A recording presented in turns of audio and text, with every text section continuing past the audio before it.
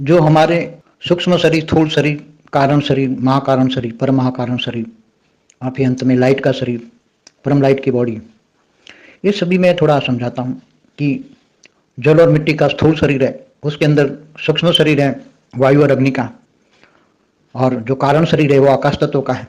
आकाश तत्व में जो स्थूल जन्म होते हैं, जो जन्म मरण चक्र में आते हैं, उनका रिकॉर्ड पड़ा होता है आकाश तत्व में सभी का, चाहे सूक्ष्मोतन में हो, ब्रह्मांड के सूक्ष्मोतन में भी हो, चाहे भूलोक हो, बुबुरलोक हो, या ऊपर के ब्रह्मापुरी हो, विष्णुपुरी, तो वो सारा कारण शरीर में ना आकाश तत्व में सारा रिकॉर्ड पड़ा होता है। आत्मा में ज्यादा पावर आती है, जैसे आत्मा विष्णुपुरी में गई तो वहाँ 50% तीन तत्व और 50% परम तत्व, तो वहाँ का जो शरीर बदल जाता है, वहाँ के शरीर में 50% परम तत्व आ जाते हैं, परम आकाश, परम वायु, परम अग्नि, तो उसको महाकारण शरीर कहेंगे। जब 100% आ जाए, शिवपुरी में जाए तो 100% परम तत्व, तो शिवपुरी में जाते ही महाकारण शरीर प्रकट होता है। महाकारण शरीर में सब रिकॉर्डिंग होता है, तो उसी टाइम स्थूल शरीर नहीं होता, सूक्ष्म शरीर भी नहीं होता, 100% परम तत्व का शरीर होता है, उसको महाकारण शरीर कहते हैं।